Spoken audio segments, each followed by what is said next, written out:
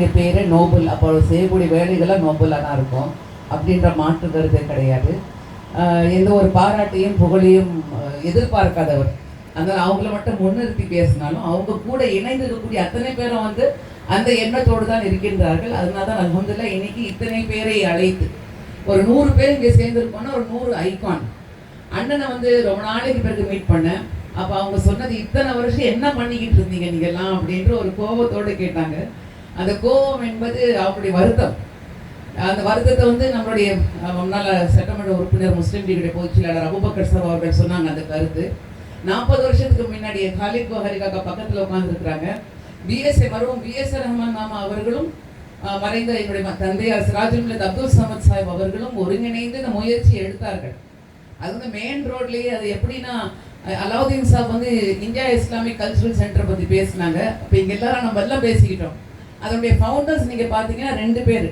ஒன்று இந்த இந்த பள்ளிக்கூடத்துடைய அலுமினை டாக்டர் மூசா ராசா, அடுத்தது நம்ம பிஎஸ் ரஹ்மான் மாமா. 2 பேரும் தான் மேக்ஸிமம் அதுக்கு ஃபண்டிங் கொடுத்தாங்க.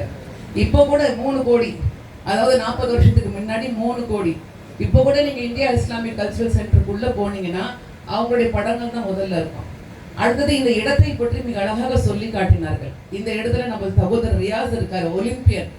மற்ற சமுதாயத்தில் யாராவது ஒலிம்பியனா இருந்தாங்கன்னா எப்படி அந்த சமுதாயம் கொண்டாடும்?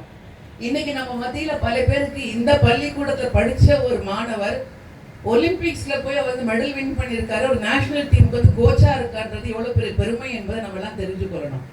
அடுத்தது இன்னொரு விஷயம், இந்த பள்ளிக்கூடத்தில் படிச்ச 2 மாணவர்கள் பத்மபூஷன் அவார்டு பெற்றிருக்கிறாங்க. ஒன்று மூசா ராசா, அடுத்தது மர்ஹூம் சையத் ஹலிஃபுத்துல்லா சாஹிப். 2 பேரும் பத்மபூஷன் அவார்டி. அப்போ இந்த பள்ளிக்கூடம் எப்படி இருக்கணும்? ஒரு இன்டர்நேஷனல் ஸ்டேட்டஸ் பெற்று இருக்கணும். அதுக்கு கூட அண்மையில் அண்ணன் எடுத்த முயற்சி. இங்கே முன்னாள் மாணவர்கள் பல பேர் இருக்காங்க. அவங்கெல்லாம் சொல்லுவாங்க எவ்வளோ கஷ்டப்பட்டு இந்த பில்டிங்கெல்லாம் அவங்க காப்பாற்றி இருக்கிறாங்க அப்படின்னு சொல்லிட்டு. ஒரு ஹெரிட்டேஜ் பில்டிங் விழுந்திருக்கு. அதை பார்த்துக்கிட்டு இந்த சமுதாயம் பார்த்துக்கிட்டே இருந்துட்டோம். ஒரு ஷூட்டிங்காக விட்டுட்டு இருந்த அந்த பில்டிங் கீழே விழுந்திருக்கு. அப்போ இன்னைக்கு இருக்கக்கூடிய நிலைமையில இந்த முயற்சிக்கு சகோதரர் தமிழ் அன்சாரி சாஹிப் ரொம்ப ஒரு முக்கியமான ஒரு கருத்தை சொன்னாங்க. பெண்களுக்காகவும் இங்கே இடம் வேண்டும் என்று ஒரே ஒரு கருத்தை மட்டும் சொல்லி முடிச்சிடுறேங்க. ரொம்ப முக்கியமான கருத்து. ஏன்னா இங்க இருக்கக்கூடிய அக்கம் பக்கத்தில் இருக்கக்கூடிய இடங்கள், செப்பாக்கம், திருவல்லிக்கேணி, ஆயிரம்குளத்துல தான் தமிழ்நாட்டிலேயே மிக அதிகமான முஸ்லிம்கள் வாழக்கூடிய தொகுதி. ஓட்டர்ஸ்ல நீங்க பாத்தீங்கன்னா ஹையஸ்ட் முஸ்லிம் ஓட்டர்ஸ் இந்த 3 தொகுதியில தான் இருக்காங்க.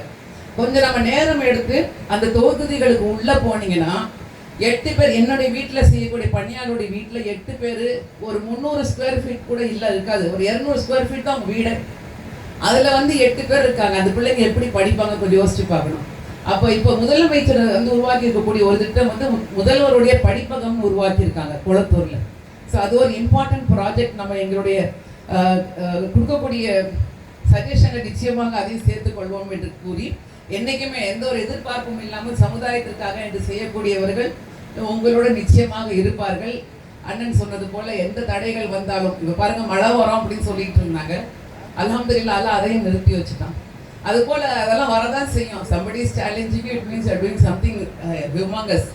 நிச்சயமாக அல்லாஹ் உங்களுக்கு வெற்றியை தருவான் என்று கூறி, இங்க இருக்கக்கூடிய அத்தனை பேர்கள் மட்டுமல்ல, சமுதாயத்துடைய ஒட்டுமொத்த துவாவும் உங்களோட இருக்கு. இதை யாரெல்லாம் முன்னெடுத்து போகிறீர்களோ அல்லாஹ் உங்களுக்கு நிச்சயமாக பரக்கத்தை தருவான் என்ற துவாக்களோடு வாய்ப்பு தந்தமைக்கு நன்றி கூறி விடைபெறுகிறேன். ஜஸாக்கல்லாஹ்.